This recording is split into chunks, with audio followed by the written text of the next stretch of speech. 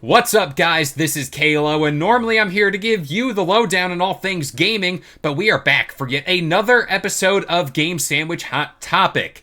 And I am joined today by Aiden. Why don't you say what's up? Ooh, woo. How's that? Ooh, hidden. That's a deep cut to Thank our content warning. Let's play. Go check that out. Look at that brand synergy right there. But today we're gonna be talking about PlayStation. And real quick, PlayStation Showcase just went down, and I want to get your thoughts on this showcase real quick because I'm very lukewarm on it and not in a good way. But I want to get your thoughts on that. Well, aside from being the temperature of a tauntaun, I'm extremely disappointed. I hope you understood that joke, by the way. Oh yeah, no, I got it. I hope anyone understands that. But but I'm like disappointed completely with like just basically everything that was announced. I mean, like really, Concord looks terrible. Ooh, God of War is coming to PC. We saw that coming. Like Marvel Rivals, I haven't been interested in that from day one. Not interested in it now. There's too many Spider-Man in that for me. But Yeah. like really, the only things that like stood out to me were like Silent Hill 2, just because I've never played Silent Hill except for uh whichever one. I don't remember even. I've only ever played one of them. It was pretty fun. So I could see Silent Hill 2 being fun. Until Dawn, there's no reason for them to make a remaster of it at this point. Yeah. It makes me And scratch like my head. I don't know, Behemoth looked decent, but really the star of the show was really Astrobot. Oh yeah. I mean, any game that gets me Jack and Daxter content, I didn't even see it in the trailer, but apparently it was there. And then he looks cool in that little God of War attire. You know, I noticed PlayStation with their like little mascots. They did it with Sackboy. Now they're doing it with Astro. They just throw their IPs on them in a costume, and it sells. I'm into it. I love Astro. But you brought up two games, and that's kind of our focus today. Marvel's Rivals, okay, and Concord. Two games that we live in a world, and this, I guess, is my monologue in gaming. We live in a world in gaming where titans like Overwatch, Valorant, all those games exist. Concord to me feels like that last game that Jim Ryan approved on his way out and was like, these are the live service games we need to survive. I mean, I'm talking about fair games. I'm talking about now Concord. Like those games as a service things. And I just don't know what to think about Concord. I don't like it, but I guess I want it to be good in a way. See, I would like for it to be good because the characters genuinely look kind of lovable. Yeah. They do. I mean, they feel like the Guardians of the Galaxy. They they really feel They like do. they're just basically ripping off Yondu. Like they're giving us Walmart Yondu. They're giving us like a Wish version of Star Lord as a girl, and like The big there guy you was go. Drax. The big guy was Drax. I'm Yeah, convinced. I mean, only addition here is that we're getting a robot instead of a plant creature. I mean, give and take, I guess. You know, you can't copy the homework. Yeah, exactly. But like, I don't know. It just Concord does not stand out. It has nothing going for it that really makes it say, "Oh, hey, we're different than Overwatch, or we're different from Paladins, or we're different from the long list of hero shooters and just PvP shooters that already exist." Mm-hmm. Like, we don't need more of these. Like, it's bad enough that we have Overwatch 2. We don't need that, but like now to get something else that's like almost an exact copy of it It, is just it's depressing. I think, and you're bringing up a good point with Overwatch, I think we're kind of conditioned as gamers, especially lately. Like, we get these hero shooters, and then we're like, all right, we already know this is going to be bad. We already know the deal here. You're going to load into the game, loot boxes in your face, season pass here, this, that. It's a hero thing. You got different classes, whatever. And I want to say right now to get out in front of it, I don't think this was top to bottom horrible. I think there was bad things in there, but again, like you said, I think the gameplay looks decent. I think it's okay. My main gripe here is this is a first party PlayStation game. And I've never in my lifetime seen a first party game from PlayStation, Xbox, or Nintendo chase a trend being this live service hero shooter so desperately. Like, PlayStation is known as this single player, first person, blah, blah, blah experience, like the cinematic stuff. And then here comes Concord, first person shooter, hero shooter, run of the mill. Like, hey, if this was announced at Summer Games Fest as a third party game, I'd be like, all right, whatever. But this is a first party game, and I don't know. It's just, like, first party games, their main purpose is to be unique, stand out, and make a statement. Not be these cash cows that are just here to stay for like 5 years and then gone the next day. Yep. I mean, PlayStation, like, they got their start with like 3D platformers, like Sly Cooper, like Jack and Daxter, stuff like that. Like, they should go back to their roots, do something like that. That seems like what they're doing kind of with Astrobot, more or less just having it be like a cavalcade of like all this like PlayStation like nostalgia and everything. So like that one I can see it doing really well because of that. Yeah. But really I fully believe that they're going to end up launching Concord. It'll have some sort of like a, let's call it maybe like 200, 300,000 players at launch or something. It'll have like a good spike of players right at launch because people will be like, ooh, it's new. We want to try it. We want to see if it's interesting. There's going to be somebody who says, oh, it's the Overwatch killer, just like how X Defiant. People said it's the COD killer. And then after that, we're going to see it go the way of Foam Stars, the other PlayStation ripoff of a title. And it's going to have its player base like plummet by like 90%. And then you're going to end up seeing like maybe 5,000-6,000 people on it, maybe at most 10, and then that's it. It's going to end up just disappearing. This is also my problem.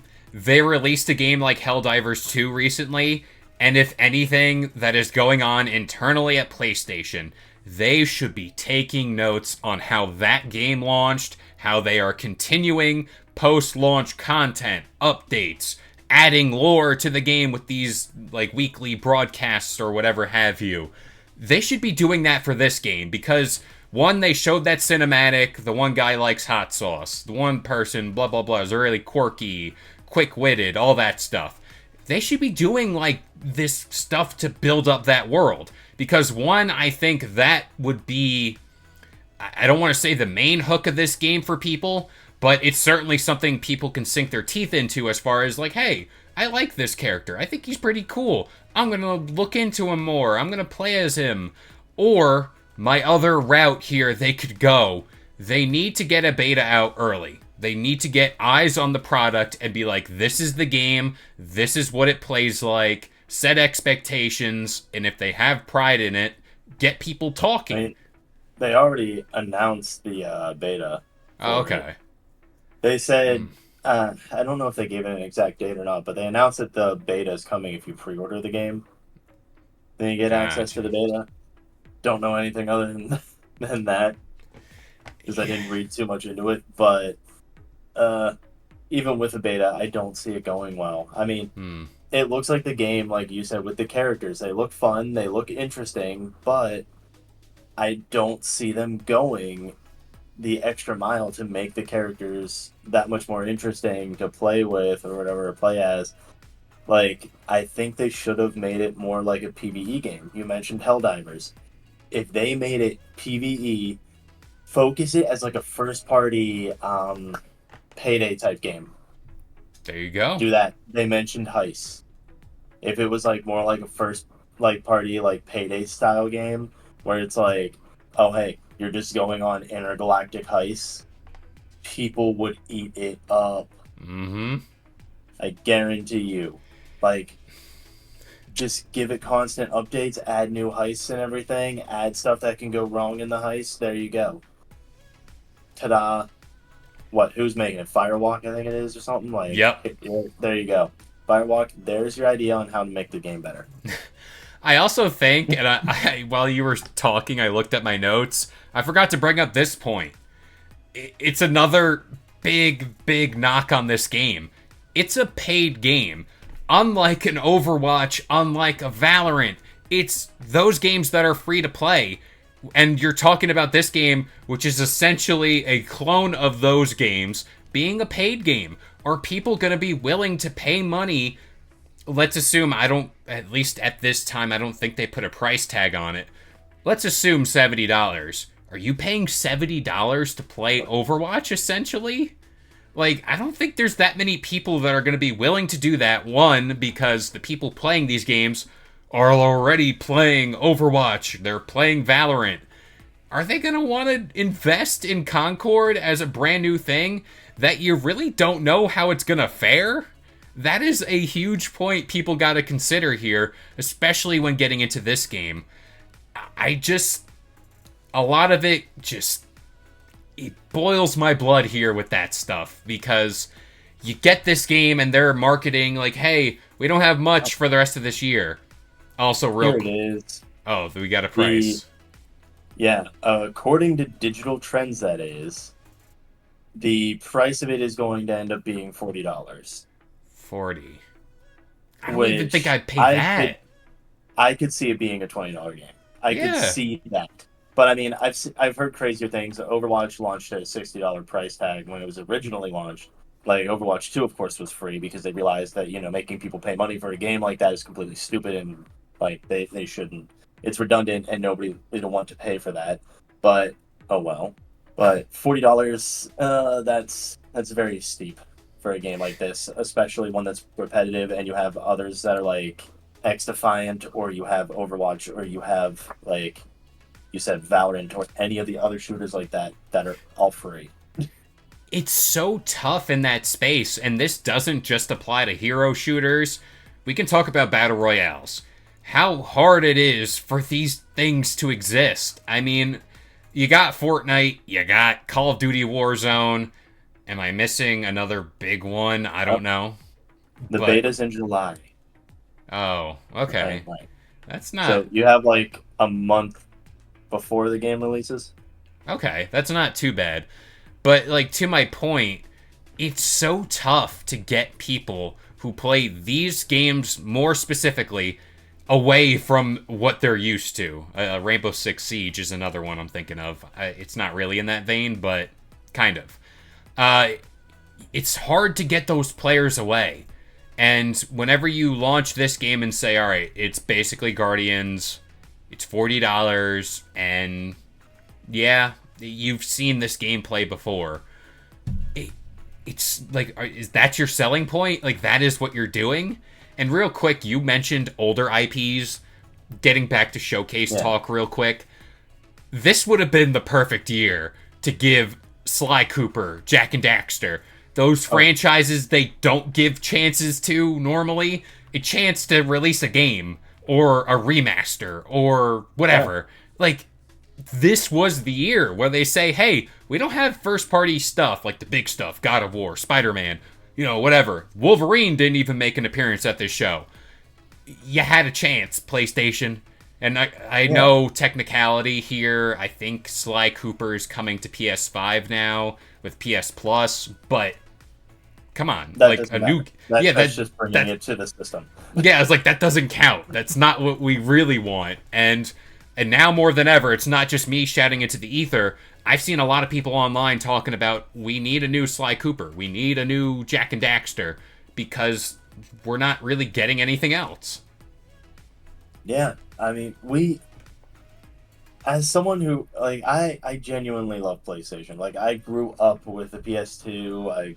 I mean, granted, I started with Nintendo, but, like, PlayStation was, like, my first area before switching over to Xbox. And I loved those games. I grew up with like Sly Cooper and with Jack and Daxter and everything. Like Jack and Daxter 3 was like Jack 3, really is what it's called, but that one was my favorite of them all. Yep. Absolutely loved that one. Loved the post-apocalyptic type style of it and everything. But like I just I'm disappointed that PlayStation just kind of, that Sony in general is just like, oh hey, we know that we have these, we know that we could dip into the nostalgia factor. It worked with Ratchet and Clank. Yeah. Like, let's just ignore it. That's their solution. They're And like an like, ostrich. They stick their head in the ground. It's like, yep, we don't see it. It's not there. yeah, I mean, Ratchet and Clank was good. Like, yeah, the one that's based with the movie, that one wasn't the greatest. But like when they did the one for the PS5, Ripped that apart. one was, yeah, Rift Apart. That one was so good. It was I very don't see good. why they couldn't do something similar with Sly Cooper. I don't see why Mm-hmm. they couldn't do it with Jack and Daxter. I really have no idea. I mean, that's why people are like clinging to the whole Astrobot thing so much right now. Yeah.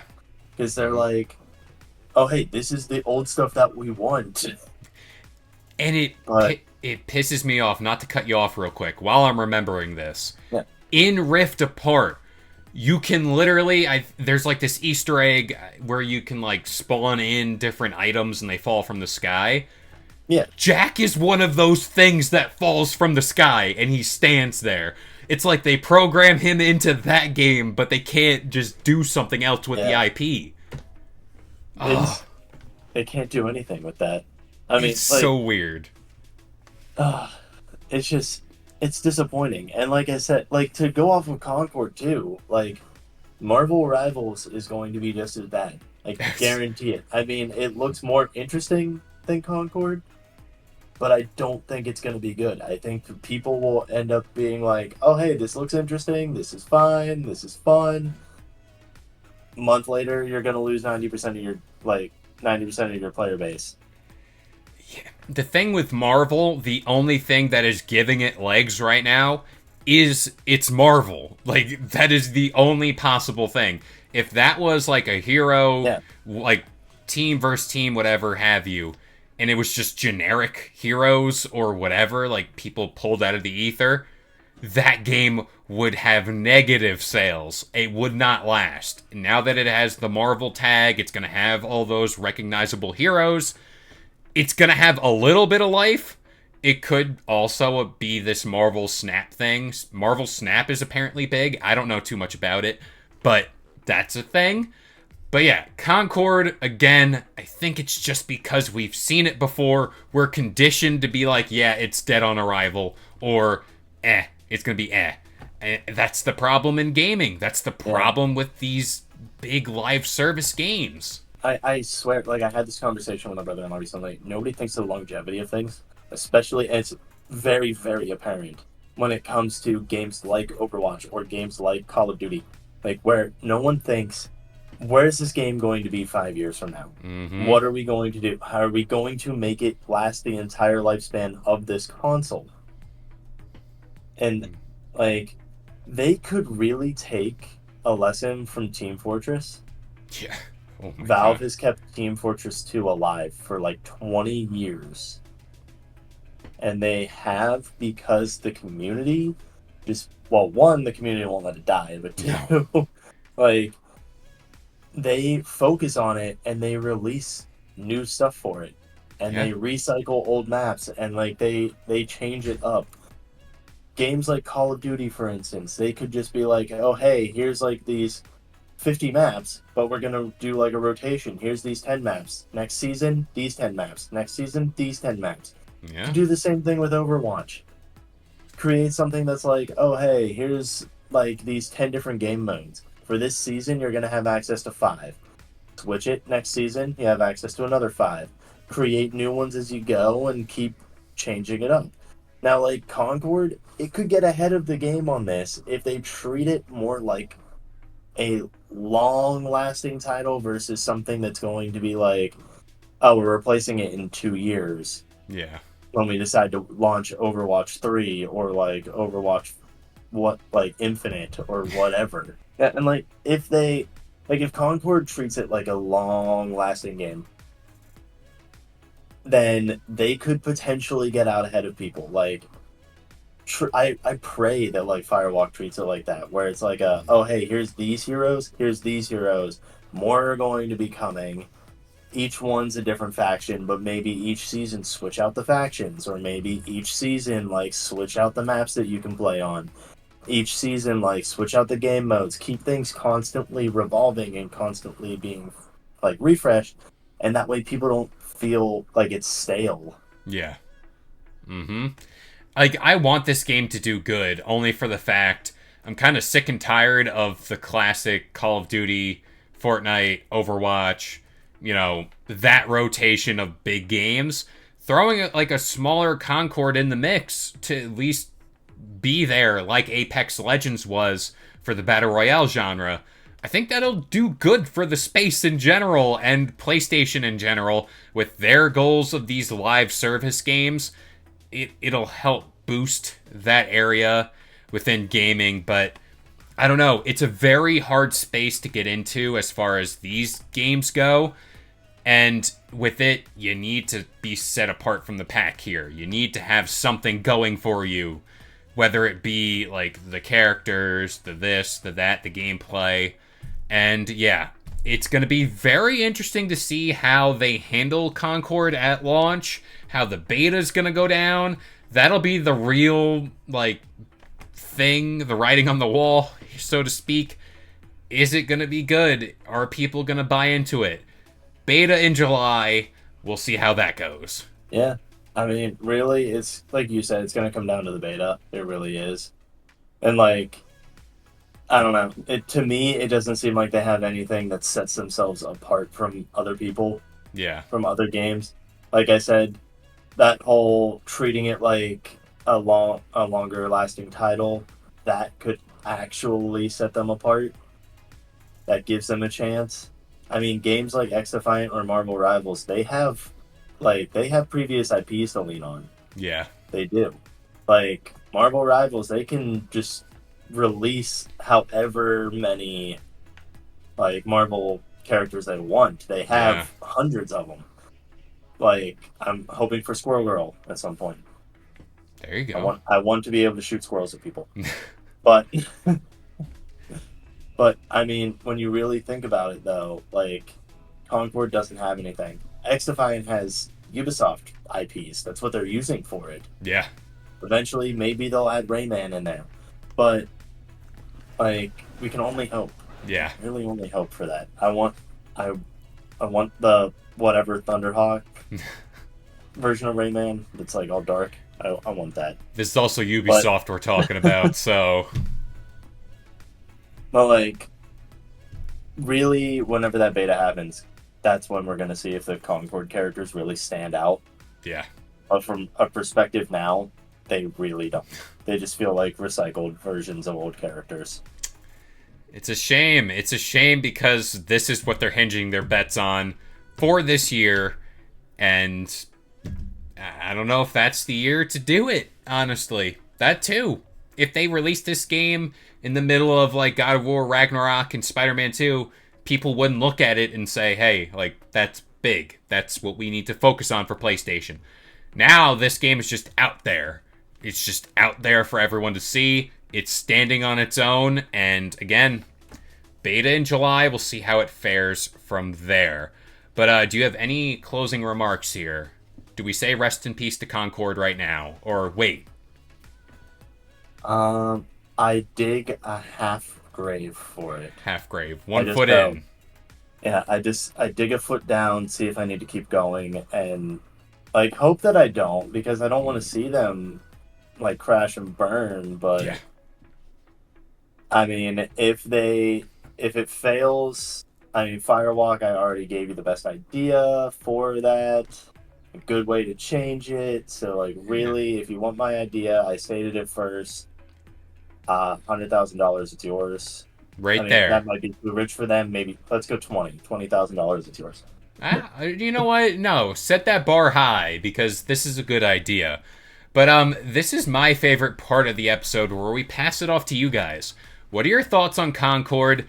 Does this game have legs? Does it? I honestly I don't know. The beta again is going to be the deciding factor here. And if you want to talk more about Concord, you want to talk more about your favorite games, join our Discord server. It's in the video description down below. We're always chatting about games. We're doing the streaming bit now on Twitch. Links to that, again, is all down below. But as of right now, I've been Kalo, joined by Aiden, and we'll see you guys next time. If you enjoyed today's debate or want your weekly dose of gaming news content, consider subscribing to Game Sandwich for content just like this. And we'll see you guys next time.